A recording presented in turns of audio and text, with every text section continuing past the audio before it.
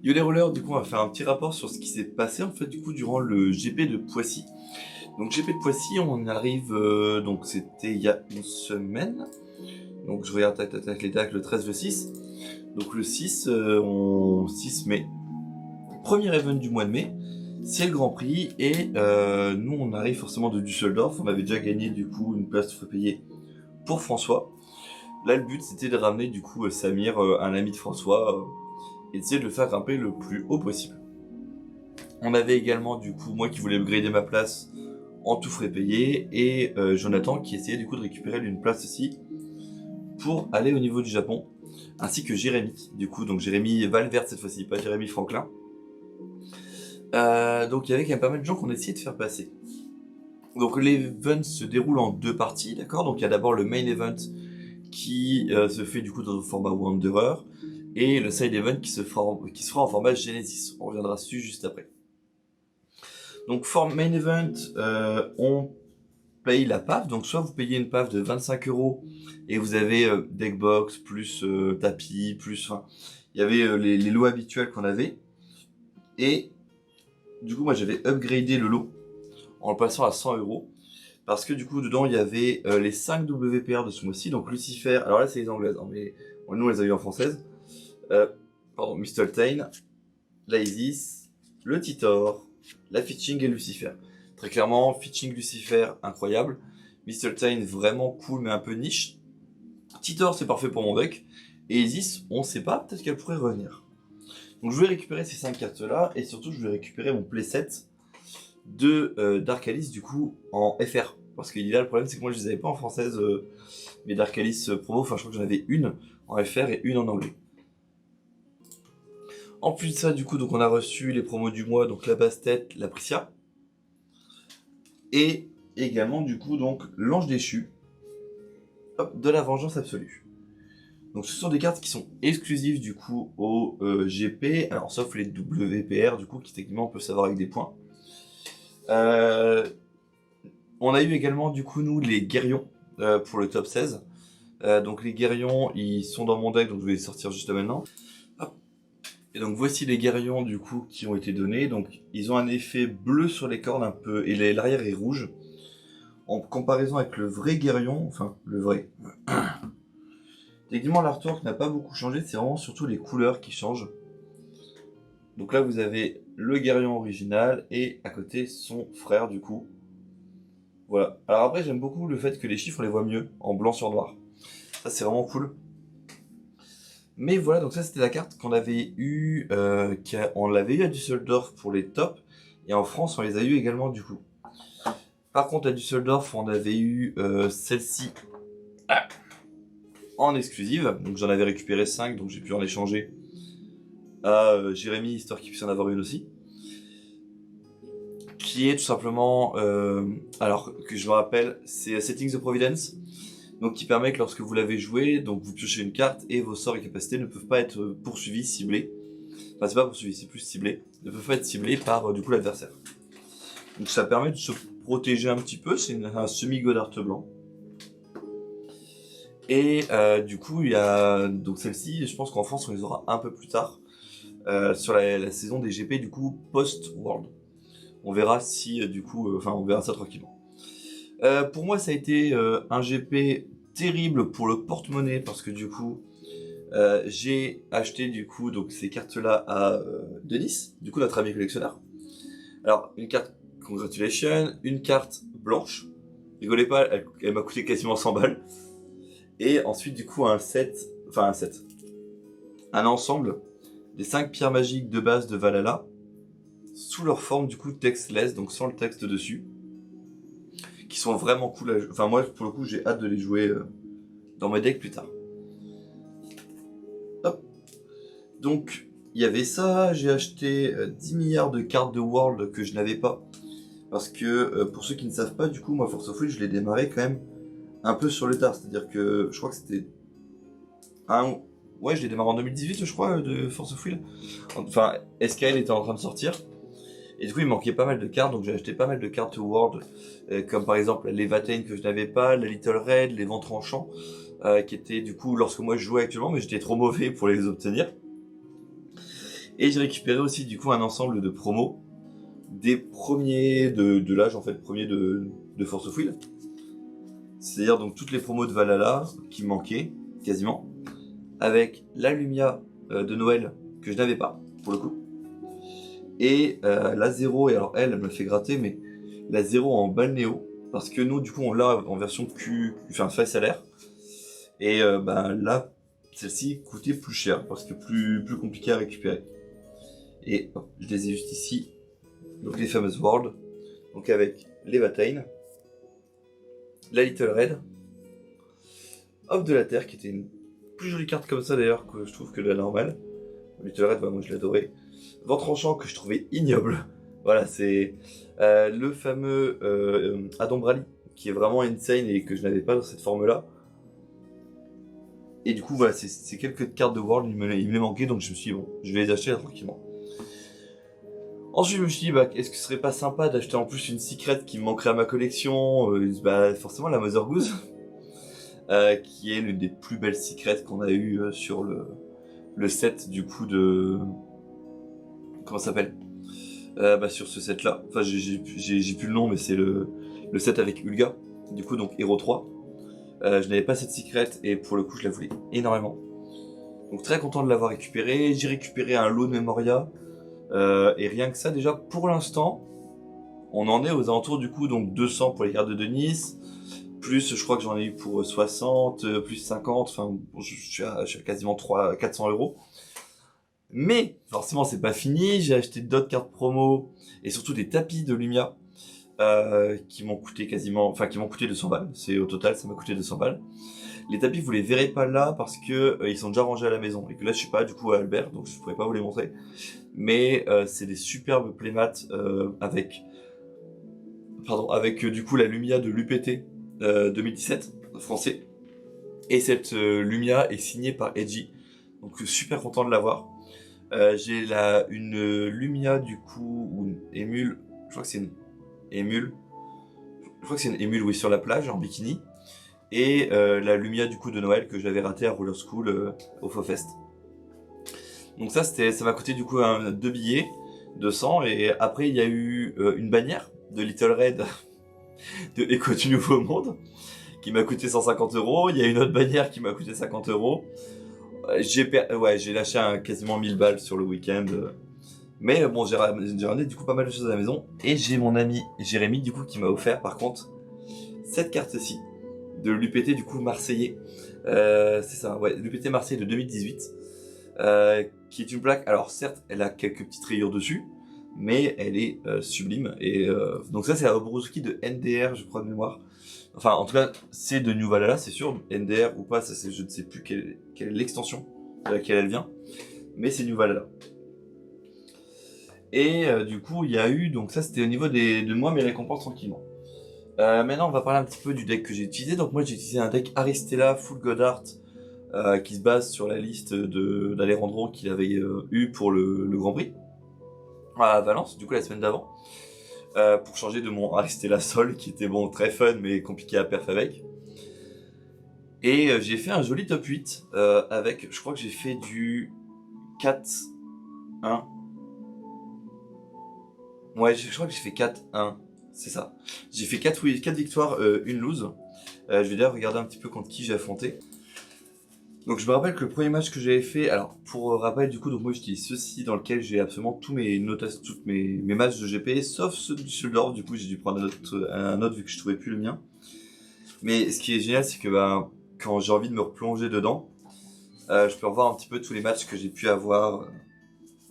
Donc là par exemple je suis à Kalamazoo, ça c'était les victoires de draft, alors c'est un peu plus haut du coup forcément.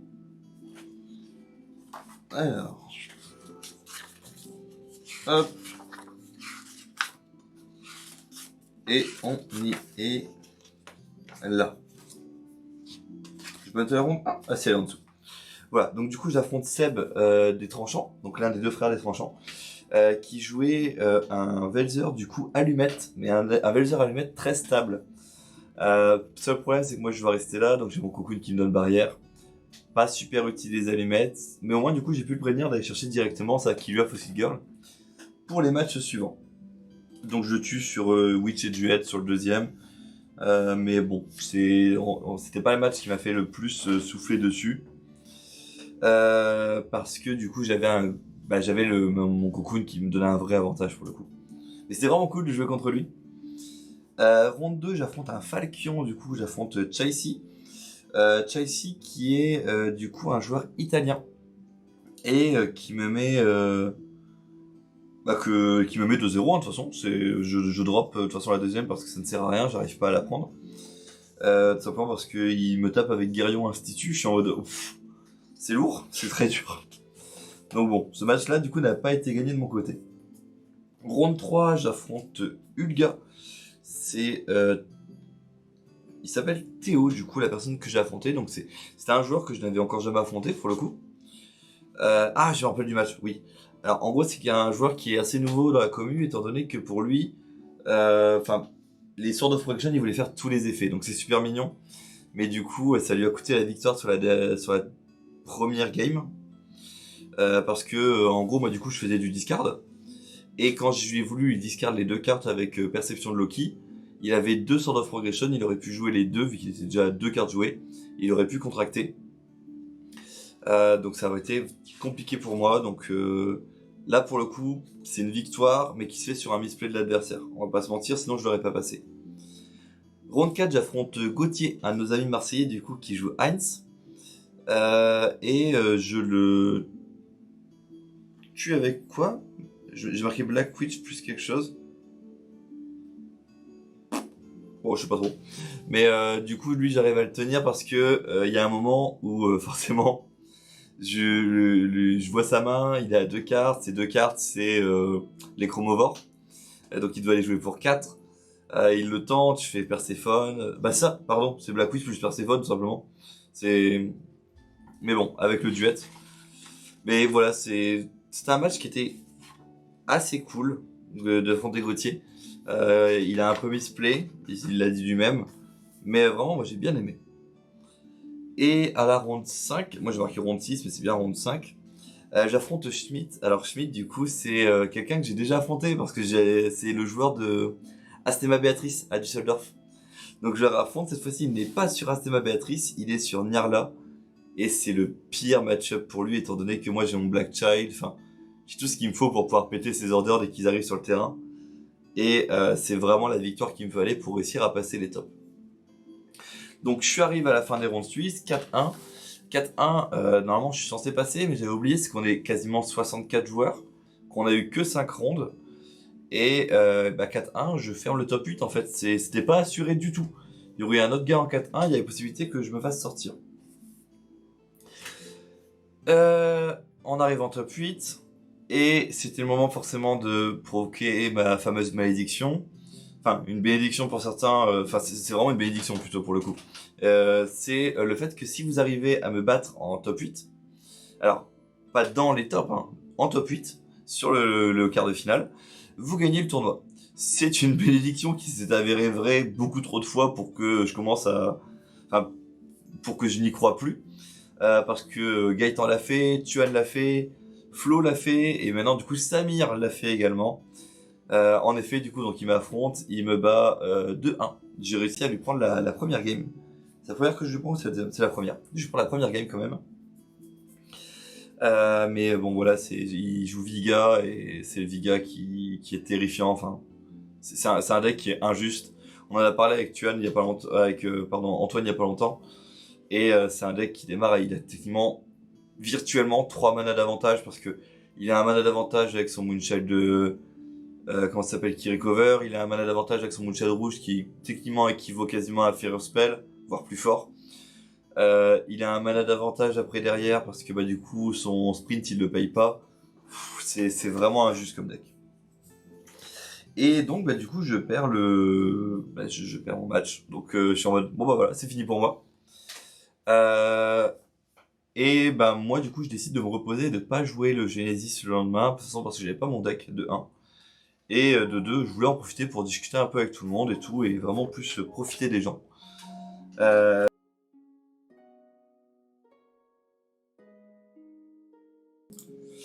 Donc la caméra a un peu bugué, mais du coup je vous disais, j'en ai profité pour récupérer ma dernière Judge qui manquait. Donc vous le savez, du coup, pour certains, moi j'ai ceci, dans lequel je mets toutes mes cartes Judge. Et là j'ai pu récupérer la Nirla.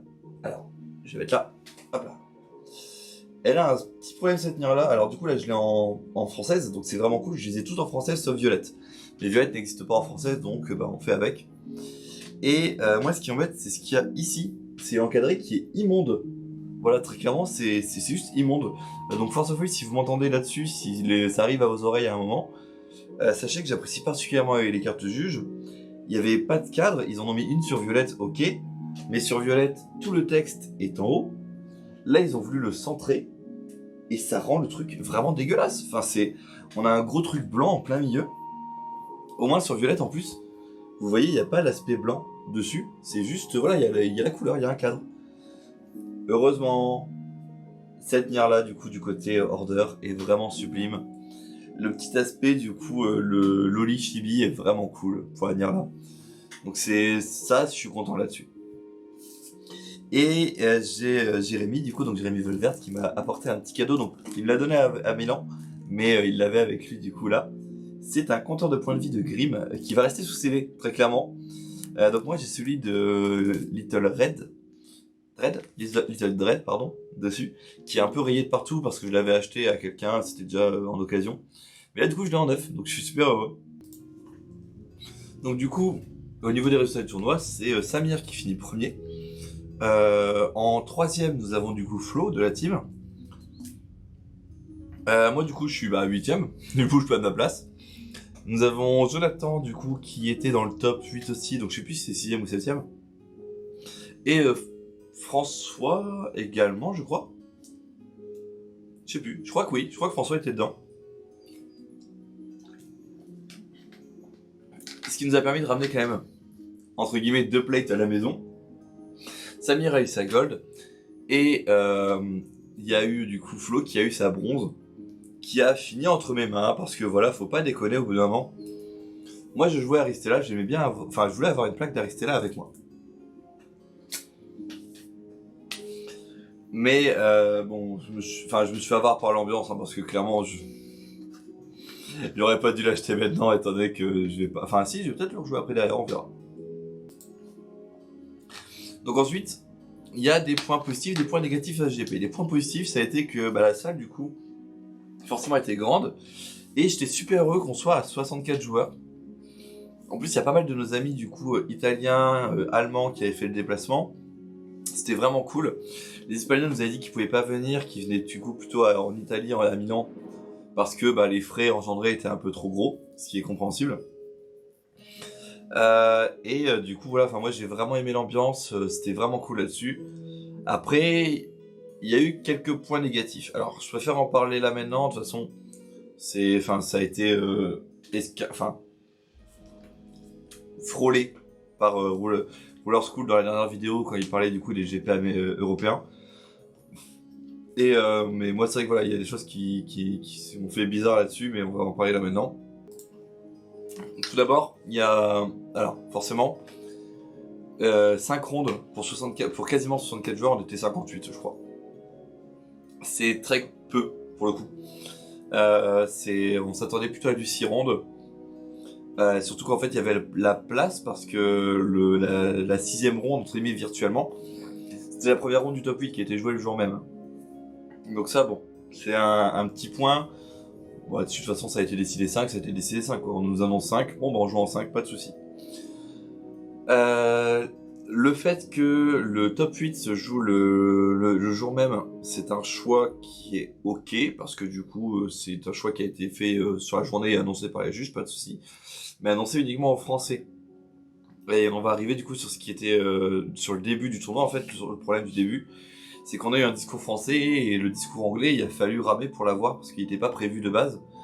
Alors qu'on avait énormément de nos amis allemands du coup qui étaient là, italiens, anglais, enfin... C'était compliqué, ça pour le coup, moi j'avais du coup, j'ai plus son prénom malheureusement, un ami allemand qui était devant moi et tout, et je lui ai fait vite fait la traduction parce que le top 8 qui se joue sur les jours même, il faut quand même leur dire quoi. Il y a eu quoi? Il y a eu le fait que Enfin, ça, c'est plutôt sur Genesis, c'est celui qui est là. Ah oui, alors. Les vidéos sont pas sorties encore du deck, mais notre Velzer Baguette, on l'aimait bien, vous voyez, notre Velzer Baguette, il fonctionnait bien dans notre tête. Mais quand on nous a dit qu'il fonctionnait pas, que Chris nous avait dit qu'il fonctionnait pas, et ainsi de suite, on l'avait abandonné, et pour nous c'était un deck qu'on avait enterré, étant donné que on savait qu'il allait être joué, enfin qu'on pouvait le jouer en France, parce que le juge nous avait dit oui. Mais de 1, ça allait lui attirer des problèmes, et de 2, on a... Enfin, de toute façon, il allait se faire rouler dessus par Velzer, enfin par Viga, donc ça ne servait à rien de tenter le diable. Donc on l'avait laissé. Mais Jonathan a décidé de le ramener, et forcément, le fait que le petit ami du coup de la juge principale ramène un deck qui, avec une combinaison de cartes qui ne fonctionne pas au vu des juges internationaux, enfin des autres juges internationaux du coup, comme Chris qui est le juge allemand, ça fait un peu polémique. Alors, en fait, ça a pas aidé qu'il soit son petit ami dessus. C'est plutôt le fait que voilà, vu qu'on savait que nous dans la team que ça fonctionnerait, il l'a pris parce qu'il savait que ça fonctionnerait avec cette juge-là. Il n'y a pas de question de petit ami ou pas petit ami. Ça, par contre, là-dessus, voilà, je préfère qu'on soit clair dessus quand même. Ça aurait pu être nous de la team. Hélène nous aurait fait passer la même chose pour les combos. Et pourtant, on n'est pas tous les petits amis d'Hélène pour le coup. Mais voilà, enfin, on savait que ça, il y aurait des soucis en jouant ce deck-là, donc on a préféré ne pas le jouer. Et on a vu du coup la vague, hein, littéralement, et la foudre s'abattre un petit peu quand même. Donc je m'excuse à tous ceux qui ont pu affronter ce deck qui a pu leur sembler injuste. On est désolé de l'avoir créé, de l'avoir amélioré comme ça. C'est pas un choix d'équipe, voilà, sachez-le quand même. C'est un choix personnel qu'a fait Jonathan de ramener ce deck-là. Et c'est dommage que même entre guillemets, quand on explique que ça passe pas et tout, enfin qu'on force la chose, parce que derrière... Alors quand ça vraiment, je suis un peu déçu quand même, c'est que en effet, il y a eu des comportements insultants sur certains réseaux qui ont été un peu dommageables, je trouve. On a le droit du coup de penser que le ruling de la judge française n'était pas bon, que voilà, pour eux c'est n'importe quoi. On a le droit de le penser, on a le droit de le dire rapidement, mais on n'a pas le droit d'insulter et d'être en mode bah voilà, de toute façon les Français, que ça change rien, ils savent toujours pas juger, c'est toujours des merdes là-dessus.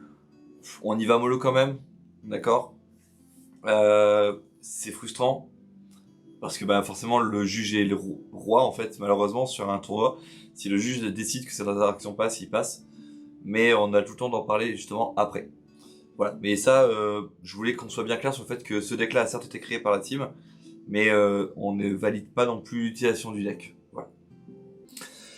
Alors, hormis ça, du coup, il y a eu forcément le côté un peu rêche de la Head Judge qui a déplu à pas mal de gens. Du coup, forcément, c'était un GP où il en était quand même moins convivial que sur des anciens GP qu'on a pu avoir en France. En fait, c'est une ambiance, voilà, une ambiance qui n'était pas au beau fixe.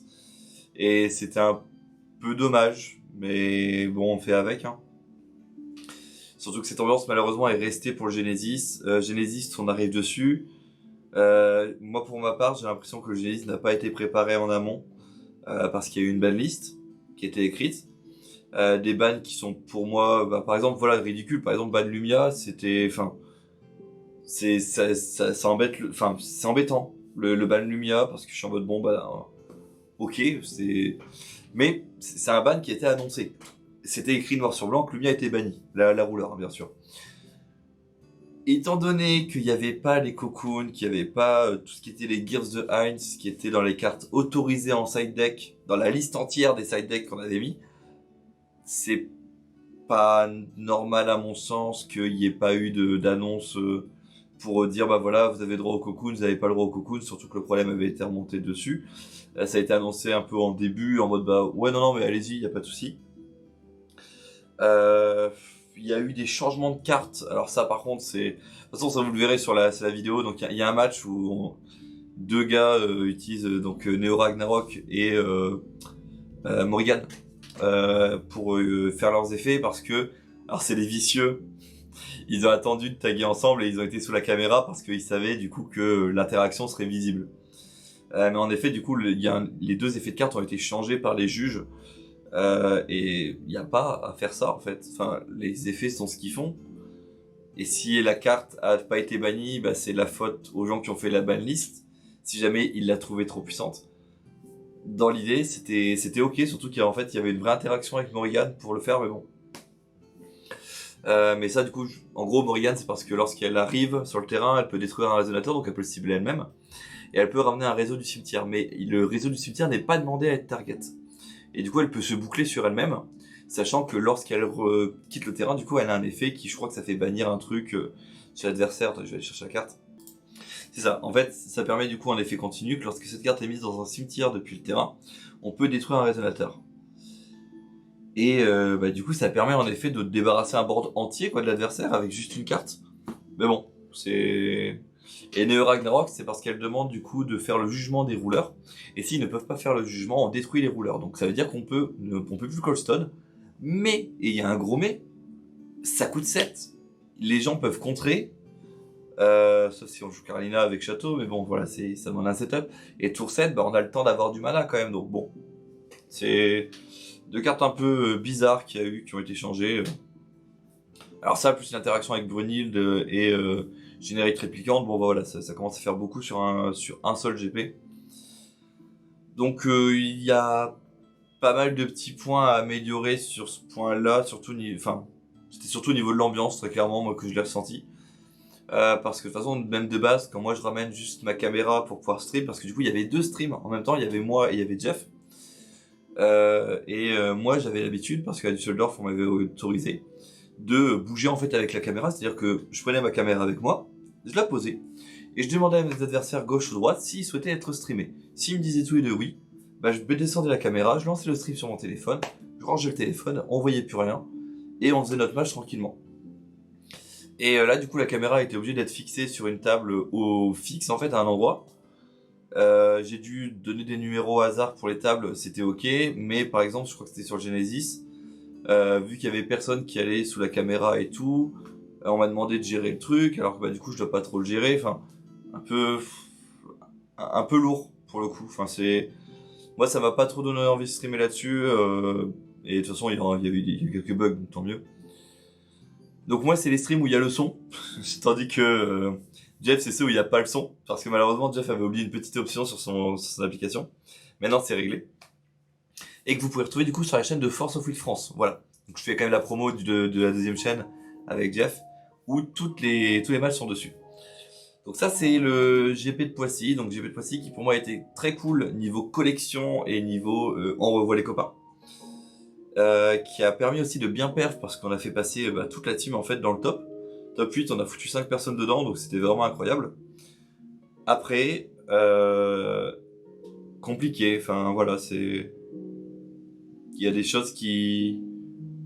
Je pense qu'on va s'en souvenir un petit peu de ce GP malheureusement. Et donc non, aux Allemands qui regardaient, qui voyaient mes bannières, ces bannières ne sont pas à vendre, ni à échanger, ni à gagner, d'accord? Ce sont les miennes. Donc c'est moi qui ramène mes bannières sur les GP, elles repartent avec moi. Non, parce que du coup il y a eu une petite blague en fait, il y a eu Denis, donc pas Denis collectionneur, mais l'autre Denis. Parce qu'il y avait 2 Denis allemands qui étaient là, qui demandaient si la bannière était du coup à gagner. Et c'est normal vu que je viens de la prendre de chez eux, donc... Mais non, celle-ci vient du Düsseldorf. Et je vous lance l'info, il y a peut-être moyen qu'on puisse avoir des bannières françaises, peut-être pour la prochaine rotation de GP. Voilà. Je dis ça, je dis rien de plus. Donc là, c'était le rapport du coup un petit peu de ce tournoi de GP de Poissy où je suis revenu les mains pleines et les poches vides, littéralement. Je crois que c'est plutôt comme ça qu'il faut le dire. Et avec pas mal de souvenirs, donc c'était vraiment cool. J'ai kiffé jouer mon deck et tout. Et ma bénédiction s'est encore appliquée sur le top 8, mais bon, ça on n'y peut rien. Et donc voilà, donc après il y a le deuxième rapport du coup, donc là c'est le deuxième rapport, après celui du Düsseldorf, et il me restera le troisième sur Milan qui est sur la prochaine vidéo. Sur ce du coup les rouleurs, je vous dis ciao et à bientôt.